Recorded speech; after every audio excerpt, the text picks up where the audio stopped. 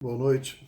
A graça e a paz de nosso Senhor e Salvador Jesus Cristo estejam agora sendo abundantemente sentidas em seus corações.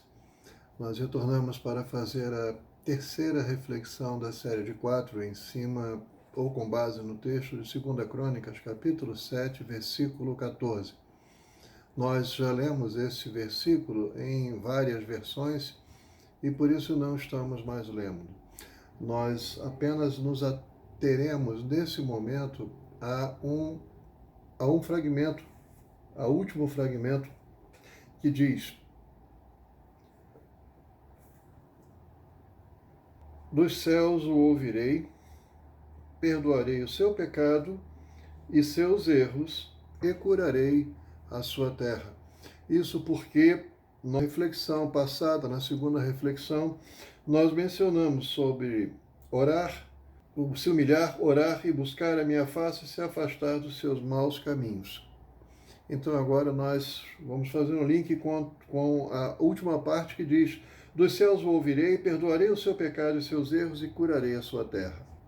A parte final do fragmento B, e se afastar dos seus maus caminhos, pode ser transliterada da seguinte maneira: e retornarem desde os caminhos deles, os maus, ou e retornarem desde os maus caminhos deles. Isso significa dizer que, além de se humilhar, orar, buscar a face do Senhor, se afastar, se desviar, retornar, abandonar, se converter, o homem precisa, o povo de Deus precisa tomar uma posição. E essa posição é abandonar os seus maus caminhos, deixar os seus maus caminhos. Ou, segundo essa transliteração, os maus caminhos deles. Mas quais seriam esses maus caminhos deles? Primeiro, aqueles que não conduzem à intimidade com Deus e à santificação. Se não conduzem à intimidade com Deus, a um viver em paz com Deus, a santificação diante de Deus, já não é um bom caminho. Ao contrário, tais caminhos nunca cooperam, na verdade, para essa intimidade, esse aumento dessa comunhão com Deus. Pelo contrário, muitas vezes a dificultam e a impedem. Ou seja, impede e dificulta a comunhão com Deus, a intimidade com Deus. Outros maus caminhos deles também são aqueles que não estão de acordo com a palavra de Deus e sua vontade. Nós vamos ver um exemplo disso em Jeremias, capítulo 17, versículo 9. Ora, não há nada mais enganoso e irremediável do que o coração humano, e sua doença é incurável. Quem é capaz de compreendê-lo? Porque normalmente, quando o homem se deixa levar pelo seu coração, e se deixando levar pelo seu coração, muitas vezes, ele se deixa levar pelo seu próprio entendimento, ou pelas paixões que já estão ali existentes no seu coração, muitas vezes isso faz com que ele não decida pelo certo, pelo lógico, pelo aceitável, mas principalmente por aquilo que é da vontade de Deus. Desde o início, o coração do homem tomou decisões erradas. Nós mencionamos já aqui acerca da decisão de Adão e Eva quando comeram do fruto da árvore do bem e do mal. A única árvore que Deus falou para eles: não comam. Todas as demais estavam liberadas. E foram exatamente naquela que Deus disse: não comam. Então, outro versículo que nos chama a atenção também está no versículo 10 desse mesmo capítulo 17. Eu, Yahvé, o Senhor, sondo profundamente o coração e examino a mente dos homens, a fim de entender cada pessoa de acordo com a sua atitude, conforme as suas obras. Ou seja, então não adianta o homem querer se esconder no meio da multidão. Não, se eu me abaixar aqui, Deus não vai me ver, Deus não vai me notar. Eu posso me esconder atrás desse homem que é mais alto do que eu, ou dessa pessoa que é mais gorda do que eu, ou posso me esconder atrás de uma árvore, ou atrás de um poste, ou qualquer coisa assim. Não, não existe isso. Deus sonda profundamente o coração e examina a mente dos homens, a fim de entender cada pessoa de acordo com a sua atitude. Ou seja, as atitudes de todos, não de modo coletivo apenas, mas de modo individual. E as obras também, não sentido apenas coletivo, mas individual, estão sendo sondadas, estão sendo avaliadas, estão sendo perquiridas por Deus. Ora, se há caminhos que ao homem parecem ser bons, mas o seu fim não é o melhor, muitas vezes porque falta ao homem o tino do bom julgamento, o parâmetro da boa escolha. Ora, se buscarmos tais parâmetros entre os homens, e se os homens são falíveis e são errados, e erram, e o coração do homem é mau desde o princípio, provavelmente os parâmetros que muitas vezes reputamos como certos, muitas vezes vão redundar em erro e em engano. Logo, o parâmetro para a escolha do bom caminho não pode estar aqui na terra, não pode estar no outro homem, por maior que seja esse homem, por melhor que seja esse homem, por mais virtuoso que seja este homem, a resposta está naquilo que foi dado e orientado por Deus. O que deve fazer o homem, então? Logo de cara. Se os caminhos deles são maus, ou seja, são os caminhos deles, não são o caminho de Deus, não é o caminho de Deus. Os caminhos deles, os maus caminhos, os do homem. Deus dizendo, se escolhessem o meu caminho, estariam no bom caminho. Então, o que o homem precisa fazer para retornar ao bom caminho de Deus? O que ele deve fazer? Ele deve buscar esse bom caminho em Deus. Deve retornar de onde estava e buscar esse bom caminho, que é o caminho de Deus. Essa busca, e principalmente encontrar isso em Deus, tem um efeito restaurador e restabelece a comunhão do homem com Deus. Nós vamos ver em Jó capítulo 8, versículos 5 e 6 o seguinte: contudo, se te aplicares em buscar a Deus, não outro homem, e levantares o teu clamor e súplica ao Todo-Poderoso, e aqui a gente já pergunta, a quem você tem levantado as suas súplicas? Ou a quê? Se estiveres livre de pecados e correto em teu caminhar, e isso só é possível no bom caminho, com certeza ele se levantará em teu benefício agora mesmo e te restaurará ao lugar que por justiça, não sua, dele, cabe a ti. Salmo 34, versículo 15, assim diz: os olhos do Senhor contemplam os justos. Lembram-se que nós acabamos de ver que o Senhor sonda os corações, examina as mentes de todas as pessoas, ele procura entender cada pessoa e avalia, ver as obras de cada pessoa.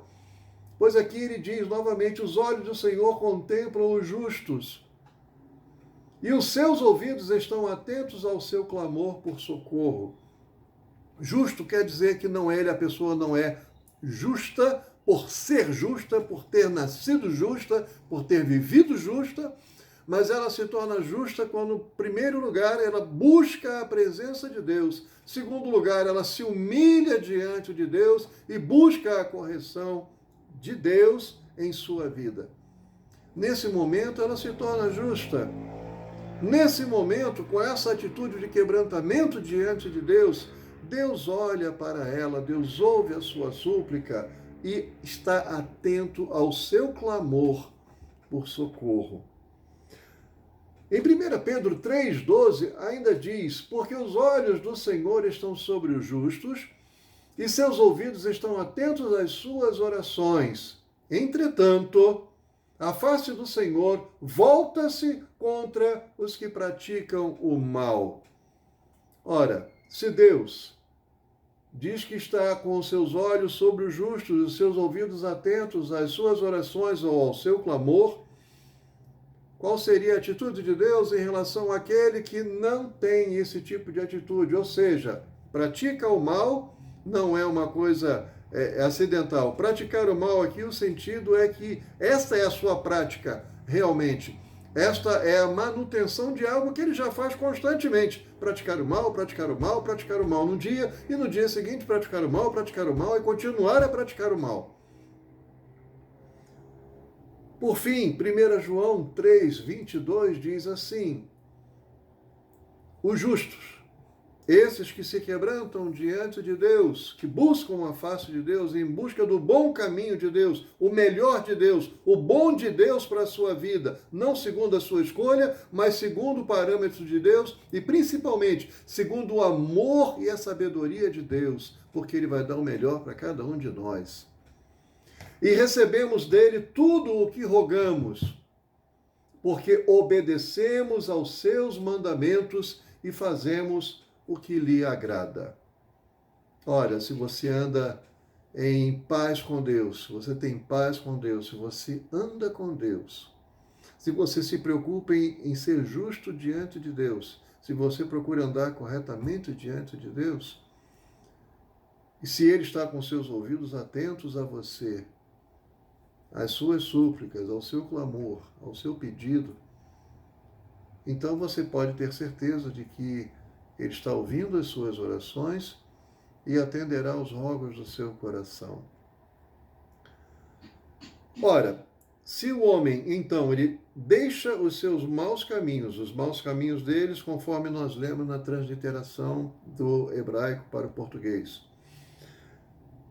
e ele passa a ter um outro tipo de atitude, então vai acontecer aqui um grande contraste. Esse grande contraste está presente em Jeremias, capítulo 16, 17 e 18, diz assim: pois os meus olhos estão sobre todos os seus caminhos, eles não estão escondidos diante de mim, nem a sua maldade está encoberta aos meus olhos. Retribuirei em dobro a sua maldade e o seu pecado, porque contaminaram a minha terra.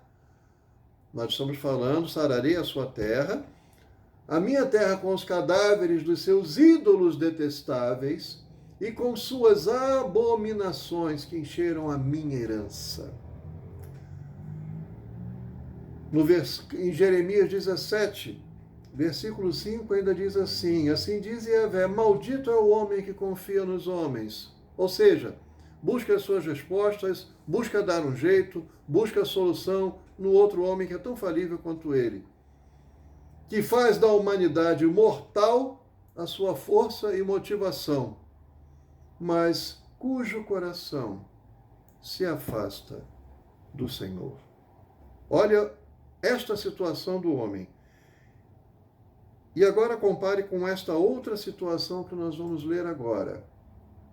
Jeremias 15, 16, 17 e 19. Versículo 16, quando a tua palavra foi encontrada, já é uma coisa maravilhosa, já é uma coisa tremenda, não é a palavra do homem, não é o pensamento do homem, não é a filosofia do homem, não é a autoajuda do homem, não é o bom conselho do homem. Isso não significa dizer que o homem não possa dar bons conselhos, mas definitivamente há inúmeros conselhos que são completamente dispensáveis porque não trazem o querer de Deus nele. Quando a tua palavra foi encontrada, agora sim, eu comi cada frase e a digeri em meu íntimo.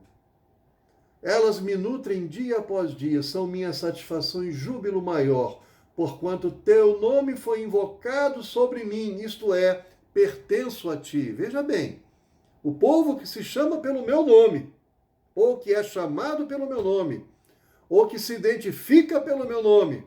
Olha aqui, que maravilha! E ainda diz mais: contudo, jamais me sentei na companhia dos que se divertem, nunca participei de suas festanças. Isso não significa dizer que Deus é avesso à sociabilidade, à sociabilização, ao entrosamento entre as pessoas, a momentos festivos de confraternização. Não é isso. Ele está se referindo a outro tipo de diversão, a outro tipo de festança, onde ele não tem o menor prazer, não tem a menor alegria, porque as pessoas fazem aquilo que não lhe agrada. Sentei-me sozinho, e muitas vezes é preferível estar só do que compartilhar dessas companhias. Porque a tua mão estava sobre mim e me encheste de indignação. Porque quando você está próximo de Deus, quando você está na presença de Deus, tais coisas não podem mais trazer alegria a você. Tais coisas não podem mais lhe satisfazer. Tais coisas não podem mais ser vistas por você e não são vistas por você como alguma coisa aceitável, agradável, tolerável. Não. É aquilo que realmente não agrada a Deus, e se não agrada a Deus, não pode fazer parte da sua vida cotidiana. Contudo, eis que veio a resposta de Yahvé: se te arrependeres, então te restaurarei para poderes me servir. Não adianta querer fazer serviço para Deus, prestar serviço para Deus, fazer coisas para Deus em troca, em benefício de alguma coisa que você almeja. É o contrário. Se te arrependeres, então te restaurarei. Primeiro o arrependimento, para que Deus possa lhe restaurar. Depois que Deus lhe restaurar, aí você vai poder servi-lo. Você não vai fazer alguma coisa que tentando conquistar Deus com alguma coisa. Não, esqueça isso. Não tem base bíblica para isso. É o contrário, como nós acabamos de ver. Se falares o que é precioso e não o que é inútil. Já reparou quantas palavras inúteis nós dizemos? E pessoas dizendo palavras torpes aí a torto e a direito. Pessoas difamando outras pessoas, falando mal de outras pessoas, xingando outras pessoas, ou mesmo até contra os céus, até mesmo contra Deus. Então serás meu porta-voz. Oh, glória a Deus. Antes afastado de Deus, e agora você está tão próximo de Deus, aleluia, que você passa a ser seu porta-voz. Essa intimidade, esse viver com Deus, agora faz de você um porta-voz. Eles voltarão a ti, ou seja, aquelas pessoas com as quais você tinha prazeres momentâneos ou prazeres mundanos que nada acrescentavam a você, essas pessoas vão voltar a você, mas tu não passarás para o lado deles. E muitas vezes vão voltar para você fazendo o quê? Para pedir oração. Para pedir para que você agora, na presença de Deus, suplique a Deus por eles.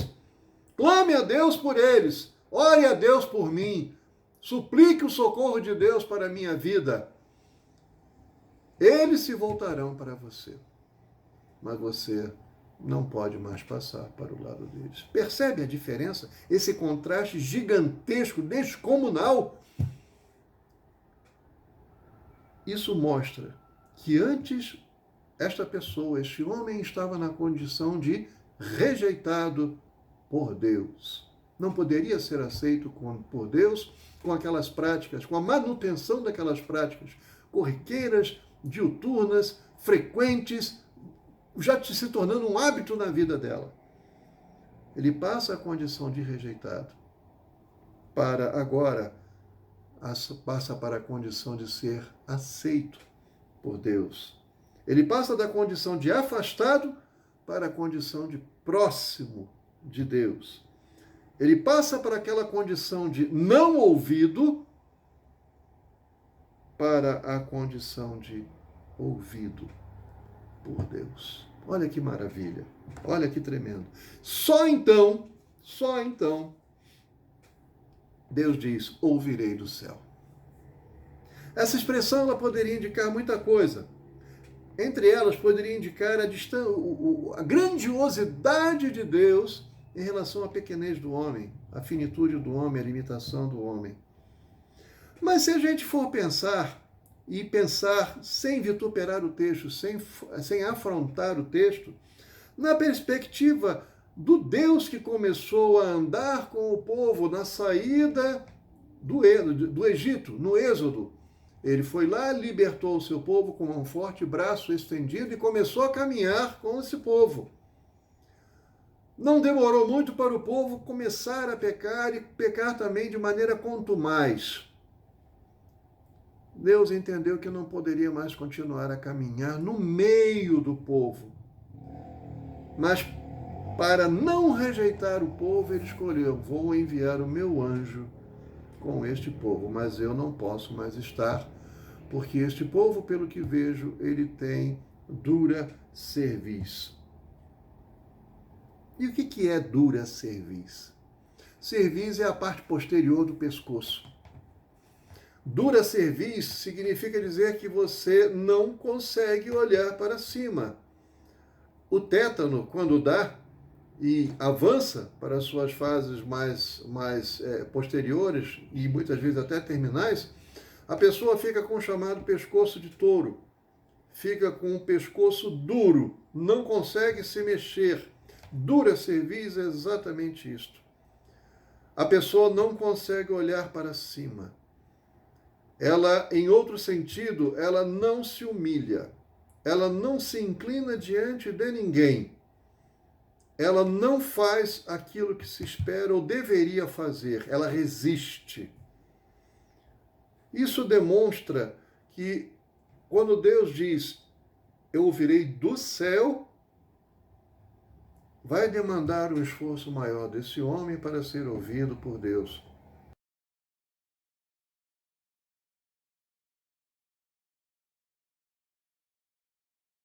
A gente comentou há pouco sobre aquele momento em que Deus decide, eu não vou mais poder caminhar com esse povo, não estar no meio desse povo, porque ele peca de maneira contumaz, é um povo de dura cerviz. E agora, depois de ter mandado o anjo dele prosseguir no caminho, ele não mais presente, mas enviando o anjo dele a caminhar com o povo durante aquela jornada. Ora, a gente vai percebendo na história do povo de Deus, ali no Antigo Testamento, um gradual, mas infelizmente constante e progressivo distanciamento deste povo que se chama pelo seu nome, desse Deus que o libertou. Ora, o que ocasionou isso? Deus não mais se manifestou, não amou o povo, não cuidou do povo, não fez nenhuma manifestação do seu poder, não livrou o povo, não providenciou as coisas que o povo estava precisando. Muito pelo contrário. Mas o que se viu foi que o povo começou a realmente perpetuar as suas ações pecaminosas contra Deus. Ora, então quando Deus agora diz, eu ouvirei do céu, há um cume, digamos assim, um clima em relação ao distanciamento que já estava sendo feito. Por isso, agora, aquele homem que antes rejeitava a Deus, que se colocava numa posição de antagonismo diante de Deus, rejeitando as instruções de Deus, rejeitando andar no caminho de Deus, no caminho que Deus traçou para ele, no bom caminho que Deus deu a ele, esse homem agora, esse povo, ele vai ter que sim se inclinar com o rosto no pó, para que Deus se incline, para que Deus mostre-se propício a ouvir a sua súplica, a sua oração. Ora, o ato de pecar contra Deus, de agir contra Deus, contra o querer de Deus, provoca uma consequência no céu. Que consequência é esta? Deus profere uma sentença onde o povo ele vai sofrer um castigo, ou vai sofrer uma reprimenda, uma disciplina. Ora, se uma sentença é dada do alto, então se nós compararmos com o judiciário, É uma sentença dada ou confirmada em máxima instância. Se for o caso, somente uma sentença de mesmo grau e hierarquia pode modificar isso. No caso, uma ação rescisória, por exemplo. Mas nós estamos aqui para falar sobre direito. A grande questão aqui é: quem é que pode se opor ao querer de Deus? É quem pode fazer com que Deus mude o seu querer ou mude esta sentença de condenação, de disciplina. Só outra sentença de mesmo nível, de mesma autoridade, ou seja, só outra sentença vinda de Deus é que pode fazer com que isso seja modificado, com que a execução dessa sentença seja modificada. Ora, o que é que vai promover esta modificação? Se o agir errado, pecaminoso do homem provoca uma consequência, gera uma consequência no céu, somente um outro tipo de agir do homem vai gerar também outro tipo de consequência no céu. E esse agir do homem é exatamente se humilhar, orar, buscar a face de Deus e se desviar dos seus maus caminhos. Logo, o proceder do homem, agora quebrantado, não aquele homem altivo, orgulhoso, pecaminoso, de dura cerviz, mas agora um homem quebrantado também vai gerar consequências no céu. A primeira consequência é perdoarei. Deus perdoa. O perdão é dado por Deus, não é conquistado pelo homem. Ou seja, como nós lemos há pouco, não é o homem fazer alguma coisa, barganhar alguma coisa para conseguir a atenção, o favor de Deus, ou objetivando receber alguma coisa de Deus. Não. O homem faz isso suplicando perdão. E suplicando perdão, Deus o ouve. Então, o perdão é dado por Deus, não é conquistado pelo homem, não há mérito algum no homem nisso. Esse perdão, dado por Deus, vai desencadear, como ato da sua justiça divina e benigna, a liberação do seu poder na produção de efeitos sobrenaturais na terra. Antes sofrendo o resultado da rebeldia do homem e por isso impedida de produzir o seu melhor, como nós lemos numa das versões no primeiro dia de reflexão, agora a terra terá não só a liberação do céu, mediante o perdão dado por Deus, em resposta, em consequência, em resposta, em reação ao humilhar-se do homem, ao arrependimento do homem, vai haver então uma liberação do céu para que a terra produza os seus frutos. E não apenas isso. Houve consequências na terra para que a terra não produzisse os seus efeitos, para que os seus frutos, para que esses frutos sejam produzidos, alguma coisa precisa acontecer. Então, o sobrenatural de Deus agindo, o modo de Deus agir, vai fazer com que essa terra receba de Deus, além da permissão de novamente produzir o seu melhor, vai receber como um adubo restaurador do alto. A conclusão que nós podemos chegar até aqui é clara. Sem arrependimento e sem perdão, não há restauração, não há conserto, não há salvação. Então, perdoarei, ouvirei do céu e perdoarei. A segunda consequência é e sararei.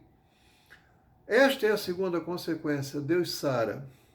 Sarar é remover a causa da dor, da doença, do dano, da limitação.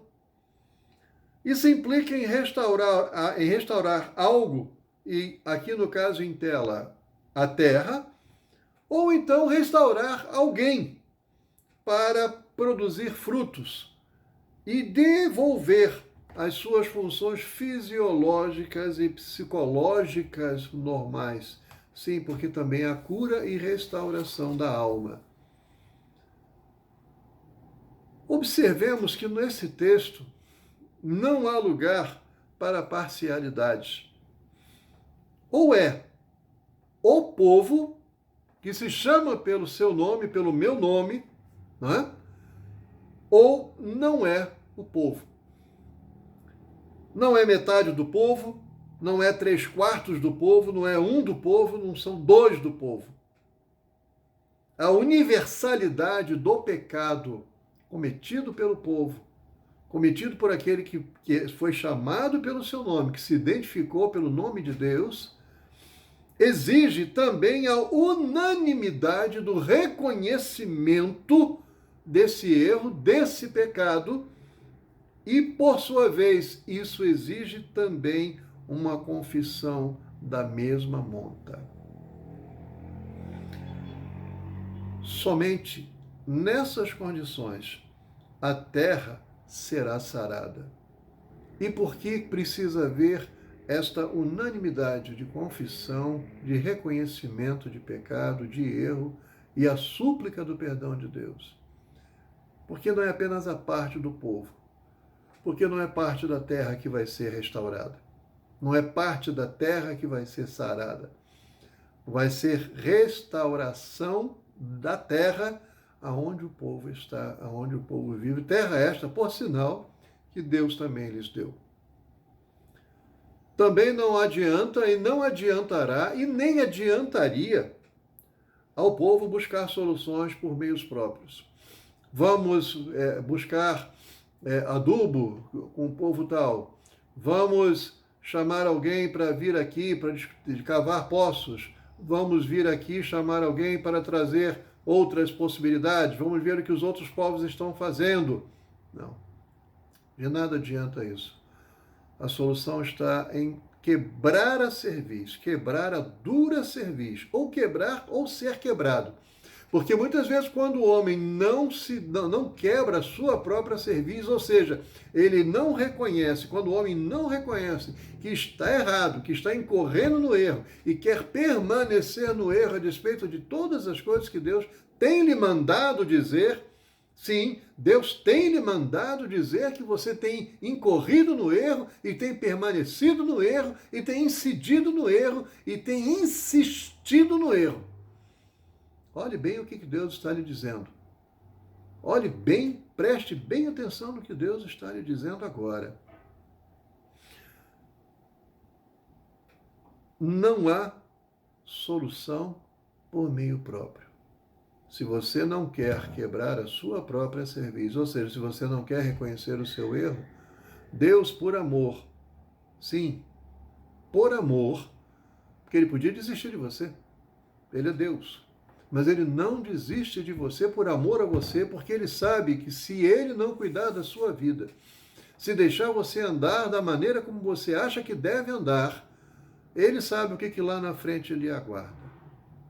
E muitas vezes não terá outra oportunidade para voltar atrás.